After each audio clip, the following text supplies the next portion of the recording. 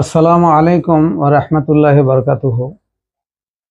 আমি জাকির হোসেন রিয়াজি পশ্চিমবঙ্গের বিভিন্ন জেলায় দাওয়াতের কাজ, বক্তব্য, জালসা এবং বীরভূম জেলায় বিশেষ করে আমি দায়ী হিসাবে দীর্ঘদিন কাজ করেছি।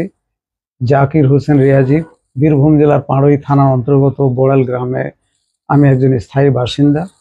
আপনারা অনেকে অনলাইনের মাধ্যম দিয়ে শুনেছেন আমি গত এপ্রিল মাসের 25 তারিখ শুক্রবার একটি বক্তব্য থেকে ফেরার সময় এক মারাত্মক ডাম্পারের সঙ্গে আমার বাইকের দুর্ঘটনায় অ্যাক্সিডেন্টে আমি এখন বেড রেস্টে আছি।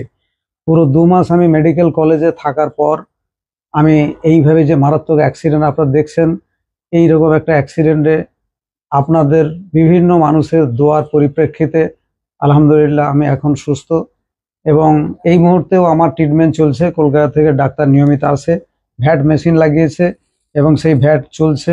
এখান থেকে রক্ত পুঁজ বা জীবাণু টানার জন্য পাইপ সিস্টেম করা আছে। বর্তমান আমার পায়ের অবস্থাটা এরকম, এইভাবে পাটা আমার এখন চলছে। এছাড়াও 6 জায়গাতে চামড়া এখান থেকে কেটে লাগানো হয়েছিল এবং এই জায়গাটাও প্রায় ঘাস শুকিয়েছে, এখনও কিছুটা সময় বাকি। আপনাদের কাছে আমার অনুরোধ যে আপনারা আন্তরিকভাবে আমার জন্য দোয়া করবেন।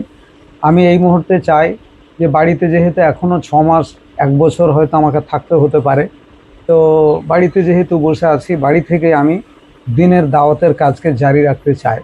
মনটা টানে আপনাদের মতো মানুষের সঙ্গে বিভিন্ন পশ্চিমবঙ্গ, ত্রিপুরা, আসাম, বাংলাদেশ বিভিন্ন জায়গায় বড় বড় প্রোগ্রাম জালসা করেছি। এমনকি যেদিন অ্যাক্সিডেন্ট করি তারপরও 8-10টা জালসা ছিল মালদা বিভিন্ন প্রান্তে, সে সমস্ত জালসাও ক্যান্সেল করতে হয়েছে এই অ্যাক্সিডেন্টের কারণে।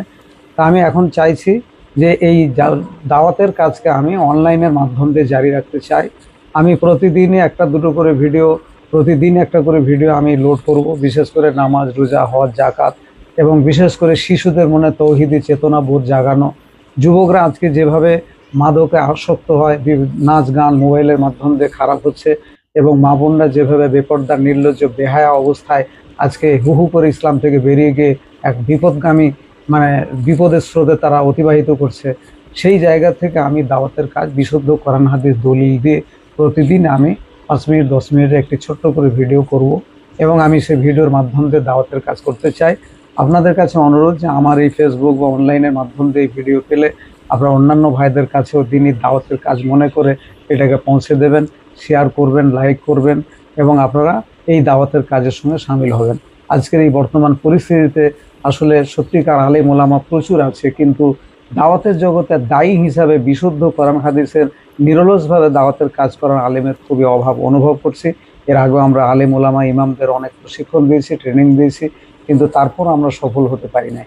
তো যাই হোক, আপনাদের কাছে আমার শেষ বক্তব্য যে আমি সেই দাওয়াতকে আপনাদের কাছে পৌঁছে দিতে চাই অনলাইনের মাধ্যম দিয়ে বাড়িতে বসেই।